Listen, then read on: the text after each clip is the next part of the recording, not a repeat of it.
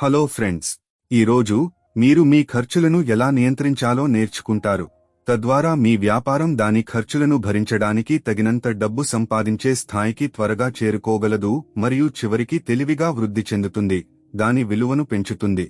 సరళత కోసం మిల్లెట్ కుకీలు, లడ్డు మరియు బూందీ యొక్క ఒక ప్యాక్ను మనం ఒక యూనిట్ అని పిలుస్తాము. దీని అమ్మకపు ధర ఒక 100 రూపాయలు. మీరు మిల్లెట్ కుకీలు, లడ్డు మరియు బూందీని ఒక యూనిట్కు ఒక 100 రూపాయలుకి విక్రయించినప్పుడు పదార్థాల ధర 40 రూపాయలు. అలాగే బాట్లింగ్ మరియు ప్యాకింగ్ కోసం 4 రూపాయలు మరియు మిల్లెట్ కుకీలు, లడ్డు మరియు బూందీల రవాణా మరియు పంపిణీ కోసం మరో 2 రూపాయలు జోడించండి. అదనంగా 2 రూపాయలు మార్కెటింగ్ మరియు ప్రకటనలకు వెళ్తాయి. కాబట్టి మిల్లెట్ కుకీల సంఖ్యతో మారుతూ ఉండే మీ వేరియబుల్ ఖర్చులు, మీరు విక్రయించే లడ్డు, బూందీలు, మిల్లెట్ కుకీలు, లడ్డు, బూందీ ప్రతి యూనిట్కు సుమారు 48 రూపాయలు. ఇప్పుడు మీరు ఎన్ని మిల్లెట్ కుకీలు, లడ్డు మరియు బూందీ యూనిట్లను విక్రయించినా స్థిరమైన ఖర్చులు ఎలా ఉంటాయో చూద్దాం. మీరు మిల్లెట్ కుకీలు, లడ్డు, బూందీలను ఒక 100 రూపాయలకు విక్రయించినప్పుడు ఫ్యాక్టరీ స్థలాన్ని అద్దెకు ఇవ్వడానికి 2 రూపాయలు, విద్యుత్, నీరు వంటి వినియోగాల కోసం మరో 2 రూపాయలు, మీ కార్మికులకు చెల్లించడానికి 7 రూపాయల వరకు కేటాయించండి. మీరు బాహ్య కార్మికులను నియమించుకుంటే, మీరు రుణం తీసుకుంటే, మీరు చెల్లించాల్సిన వడ్డీకి అదనంగా 1 రూపాయి చేర్చండి. ఇవన్నీ కలిపి సుమారు 12 వరకు ఉంటాయి.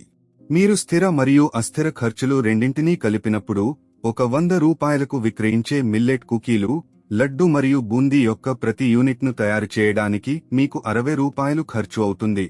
అంటే మీరు మిల్లెట్ కుకీలు, లడ్డు మరియు బూందీ యొక్క ప్రతి యూనిట్కు 40 రూపాయల లాభం పొందుతారు. అయితే మీరు పన్నుల రూపంలో 12 రూపాయలు చెల్లించాల్సి రావచ్చు. కాబట్టి పన్నుల తరువాత మీ లాభం మిల్లెట్ కుకీలు, లడ్డు మరియు బూందీకి సుమారు 28 రూపాయలు. మీ నికర లాభాల మార్జిన్ 28% అని చెప్పడానికి ఇది ఒక సరళమైన మార్గం. ఇప్పుడు ప్రణాళిక భాగం కోసం మీకు 2 ఎంపికలు ఉన్నాయి. మీ లాభంలో కొంత భాగాన్ని తిరిగి వ్యాపారంలో పెట్టుబడి పెట్టండి లేదా ఆ డబ్బును మీకోసం ఉపయోగించుకోండి. మీ లాభంలో సగం, అంటే 14 రూపాయలు, స్టాక్ వంటి వాటి కోసం తిరిగి వ్యాపారంలోకి పెట్టడం తెలివైన పని. అప్పుడు మీరు మిగిలిన 14 రూపాయలను మీ కోసం లేదా ఇతర ప్రయోజనాల కోసం ఉపయోగించవచ్చు. త్వరగా లాభం పొందడానికి మీ స్థిర ఖర్చులను తగ్గించడానికి ప్రయత్నించండి. మిల్లెట్ కుకీలు, లడ్డు, బూందీలు తయారు చేయడానికి ఒక స్థలాన్ని అద్దెకు తీసుకునే బదులు మీ సొంత షెడ్ను ఉపయోగించండి. ప్రారంభంలో కార్మికుల ఖర్చులను ఆదా చేయడానికి కుటుంబ సభ్యులు మీకు సహాయం చేయండి.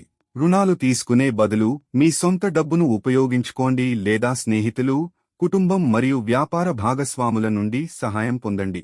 ఈ విధంగా మీరు క్రమం తప్పకుండా వడ్డీ చెల్లించాల్సిన అవసరం ఉండదు. స్థిర చెల్లింపుకు బదులుగా లాభాలలో వాటాను వారికి అందించండి. మీరు ఈ ఖర్చులను తక్కువగా ఉంచుకుంటే మీరు లాభం పొందడం ప్రారంభించవచ్చు. మీ వినియోగదారులు మీ ఉత్పత్తులను ఇష్టపడినప్పుడు మరియు మీ వ్యాపారం పెరిగినప్పుడు దానిని నడపడానికి మీకు ఎక్కువ డబ్బు అవసరం. మీరు ఎక్కువ మెటీరియల్లను కొనుగోలు చేయాలి, ఎక్కువ ఉత్పత్తులను తయారు చేయాలి మరియు పూర్తయిన వస్తువులకు తగినంత డబ్బు మరియు దుకాణాలకు క్రెడిట్ కలిగి ఉండాలి. ఇక్కడే తగినంత పని మూలధనం ఉండటం ముఖ్యం. ఇది మీ వ్యాపారం ఎదగడానికి సహాయపడుతుంది. మీరు ఈ డబ్బును బ్యాంకులు లేదా స్థానిక సమూహాల నుండి పొందవచ్చు, కానీ మీ స్వంత ఆదాయాన్ని ఉపయోగించడం చౌకైన మార్గం. మీ లాభాలలో సగం వ్యాపారంలో ఉంచడం మరియు తిరిగి పెట్టుబడి పెట్టడం ద్వారా మీరు 2 పనులు చేస్తారు. మీకు పని చేయడానికి ఎక్కువ వర్కింగ్ క్యాపిటల్ ఉంటుంది మరియు మీరు మీ వ్యాపారం యొక్క విలువను పెంచుతారు. మీరు తిరిగి పెట్టుబడి పెట్టినప్పుడు మీరు పెద్ద ఆర్డర్లను నిర్వహించవచ్చు మరియు ఎక్కువ స్టాక్ను ఉంచుకోవచ్చు. ఇది మరింత వ్యాపారానికి దారితీస్తుంది. ఫలితంగా మీ వ్యాపారం యొక్క విలువ పెరుగుతుంది. ముందుకు చూద్దాం. మీరు దుకాణాల సంఖ్యను పెంచడం కొనసాగిస్తే మొదటి సంవత్సరం చివరిలో మీ వ్యాపారం విలువ 28 లక్షల రూపాయల నుండి 30 లక్షల రూపాయల వరకు ఉండవచ్చు.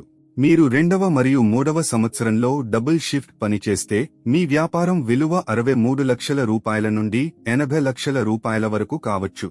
మీరు మీ వ్యాపారంలోకి ఎంత ఎక్కువ డబ్బును తిరిగి పెడితే అంత ఎక్కువ క్రెడిట్ పొందవచ్చు, అంత ఎక్కువ అమ్మవచ్చు మరియు మీ వ్యాపార విలువ అంత ఎక్కువగా ఉంటుంది.